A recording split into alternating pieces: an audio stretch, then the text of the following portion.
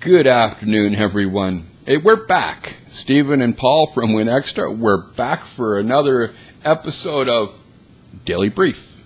Unfortunately, between the combination of both of us being sick for the first part of the week, more so him than me.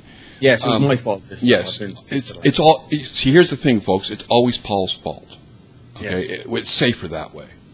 It doesn't matter what's going on, just blame me. Everybody else does, so you might as well blame me too. Yeah, it's Paul's fault. That's all there is to it. But it's not Paul's fault that Canadians apparently are going to prefer Windows Phone 7 over Android. I don't know. I'm sure somebody will find a way to blame me for that too. And also bring in the Irish angle to it as well. Obviously, yes. Yes, of course. Well, yeah. I mean, I'm only catching up on the news today. Yeah. You put this article into the show notes. It's not my. It's considering the fact that Windows Phone 7 won't even reach here until somewhere after November 8th when it launches in the U.S. Okay. ITbusiness.ca has reported that fully close to one-third of the 10,096 Canadians surveyed who were aware of Windows Phone 7 intended to buy a handset powered by the new OS when they buy their next phone. See, that's very interesting to me because how do you survey 1,096 Canadians? I thought there was only like 30 of you. Don't you pull a Sean, okay? I'm not pulling a Sean. I got enough of that last night from him, okay? I'm just surprised by the numbers here. But in honesty, to see that, first off, I'd like to know how many people they did survey in order to get 1,096 of them to say, you know what. Oh, I wasn't one of them. 7. And you weren't one of them, so you're probably the only Canadian that wasn't surveyed. But it's very interesting that a third of them say that that their next purchase will be a Windows Phone 7. I take that with a slight grain of salt because, as always, these surveys are done in sort of a fictional world where it's if you had enough money and if you had this and if all the pennies were right. But still, even if only a fifth of them went ahead and actually did it, that's 200 more phones than Microsoft are going to sell.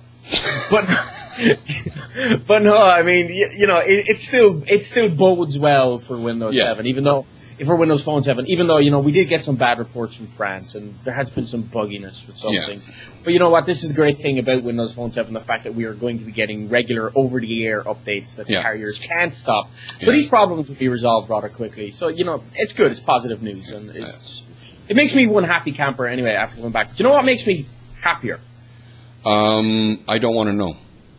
What makes when my hands are out of my pockets? Good. No, what makes me happier is to see Microsoft moving forward in the browser arena. Yes. And their announcement today at the PDC, the developer conference, that they showed the preview 6 of IE 9. Now, the previews aren't the same as the beta that we're running. They're very different, and generally they come without a UI. They're aimed at developers, not for people to test at home.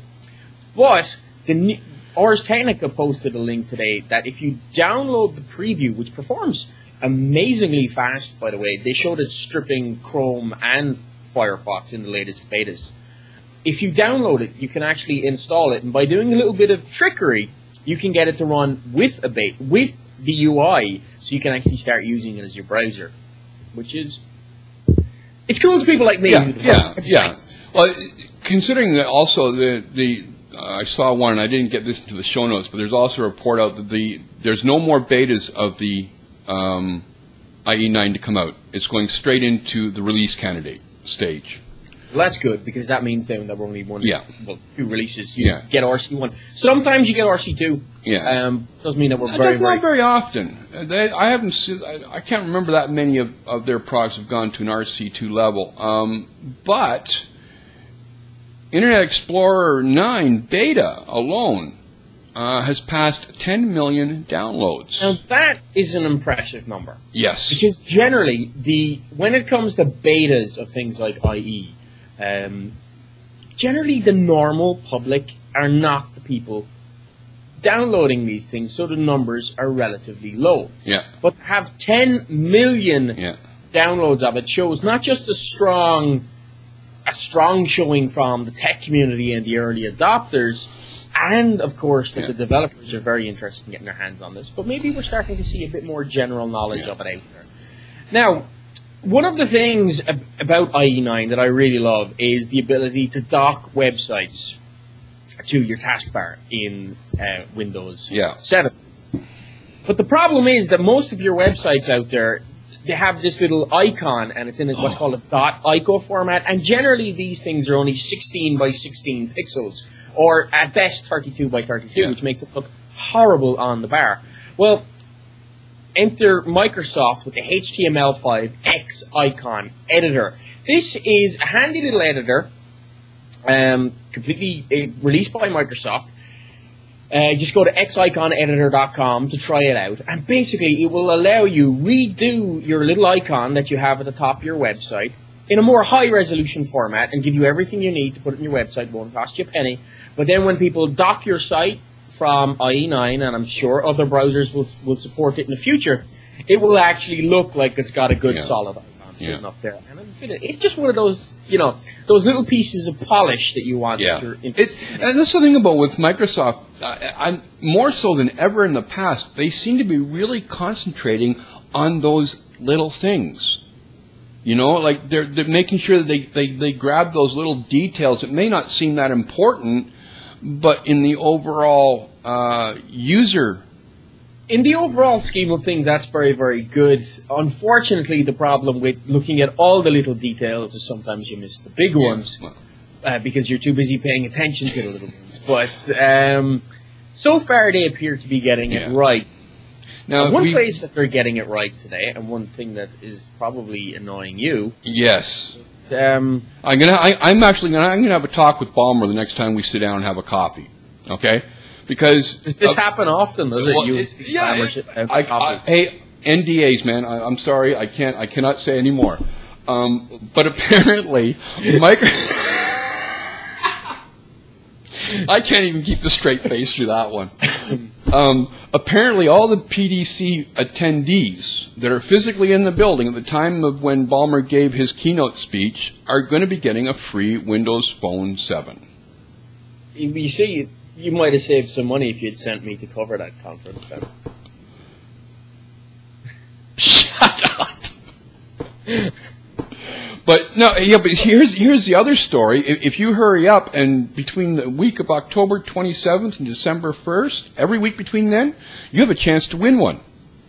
I have? Yeah, because Microsoft is giving away a Windows Phone 7 device for lucky Americans. The price such a thing as lucky Americans. Well, that's a whole different podcast. That's a whole different discussion. I should say that, considering I'm living here now. Yeah. But no, the prize package includes a 12-month Zoom Pass subscription and phone. There's even a link to the entry page. So get your butt over there and enter. You could win. I will, and hopefully we'll win, so it saves you a bit of money. Yeah. Anyway. Do you know what? Microsoft. We talk a lot about it, right? We talk a lot about mistakes that they make and bad news coverage and the whole lot. And we're going to be talking in a minute about an article about CNN where they're saying that Microsoft is supposedly a dying brand. But I can't understand this when I see things like, relatively unheard of products like Microsoft Tag that get over 2 billion uses in since January of 2009, and 1 billion of those uses in the last 4 months. Yeah, and then you've got the fact that sure, it was Oprah was involved, but the Connect sales on Amazon jumped pre-sales 42%.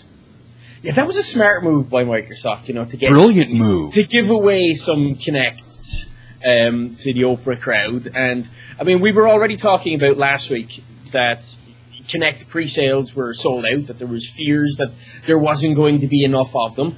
And now we see pre-orders jump by another 42% after the Oprah appearance. And that's just... How then can CNN turn around and say something like, you know, Microsoft is a dying brand?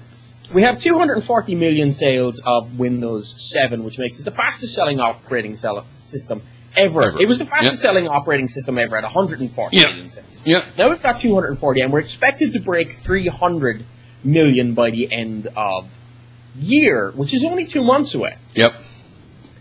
And, you know, we've got RC1 of Service Pack 1 coming up, which means we're about to see business adoption on a major scale. 90-odd% of businesses have said they intend to roll it out over the next 2 years.